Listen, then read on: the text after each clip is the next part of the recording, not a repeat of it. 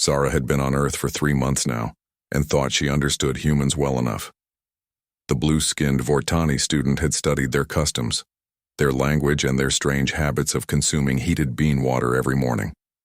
She attended the same classes as the humans at the Mars Colony University, and even shared dormitory space with them. Her pale blue skin and silver hair made her stand out, but the humans had been kind enough. Most barely gave her a second look anymore. She was just another student trying to pass advanced stellar navigation and quantum physics. The assignment was simple enough. Find a study partner and complete the final project together. Her human classmate Katie had suggested they work in her room since it had better lighting. Zara had agreed without thinking much about it. Katie was different from other humans Zara had met. She was shorter with brown hair and green eyes that seemed to notice everything. Most humans looked past Zara or treated her like a curiosity.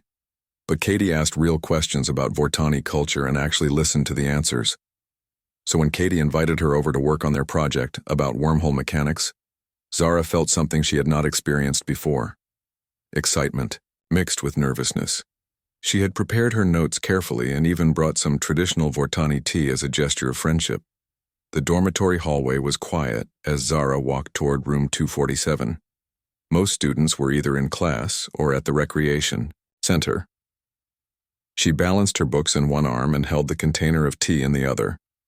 The door was slightly open, which meant Katie was expecting her. Zara pushed the door open and stepped inside, ready to greet her study partner with the customary human wave she had practiced. But the moment she saw what was in the room, every muscle in her body locked up completely. Katie was there, but she was not alone. A tall human male sat at the desk, his back turned to the door. Both humans were focused on something on the computer screen. Neither had noticed Zara enter yet. But it was not the presence of another human that made Zara freeze in terror. It was what she could see scattered across Katie's desk and pinned to the walls. Mathematical equations that should not exist. Blueprints for technology that was centuries beyond current human capability. Star charts marking locations that were classified at the highest levels of Galactic Council security. Her enhanced Vortani eyesight could read the text from across the room, and what she saw made her blood run cold. Project Genesis was written across the top of one document. The words, Vortani. Homeworld coordinates were clearly visible on another. The container of tea slipped from her numb fingers and shattered on the floor. The sound made both humans turn around. Katie's face showed surprise, then concern, when she saw Zara standing motionless in the doorway. "Are you okay, Zara?" Katie asked, getting up from her chair. "You look like you have seen a ghost." The male human also stood up. He was older than most students, with gray streaks in his dark hair. His eyes were sharp and calculating as they studied Zara's frozen form. When he smiled, it did not reach those cold eyes. "You must be the Vortani. Student Katie has told me so much about," he said in a voice that was too friendly. "I am Professor Martinez from the Advanced Research Division." Zara's mind raced through everything she knew about human behavior and galactic politics. The Advanced Research Division was supposed to be focused on peaceful exploration. But the documents she could see told a different story entirely. Her people had made a grave error in judgment when they allowed humans into the Galactic Council. The Vortani believed humans were a young species that needed guidance and protection. They had shared knowledge freely, thinking it would help humanity develop responsibly. But humans were not developing the way other species had. They were learning at an impossible rate, taking concepts that should require generations to understand and mastering them in years. They absorbed knowledge like living sponges and then found ways to improve upon it. The blueprints on Katie's desk were for weapons designed specifically to counter Vortani defensive systems. The star charts showed attack routes to major population centers, and the mathematical equations were for a type of faster-than-light travel that could bypass all known detection methods. Zara finally found her voice, though it came out as barely a whisper. "What is this?" Katie exchanged a look with Professor Martinez. Something passed between them that made Zara's skin crawl with dread. Katie had been so kind, so interested in learning about Vortani culture, but now Zara understood why. Every question about Vortani technology, every innocent inquiry about their homeworld, every casual conversation about their military capabilities had been intelligence gathering. Katie had not been seeking friendship. She had been conducting reconnaissance. Professor Martinez stepped closer to Zara, his smile becoming more predatory.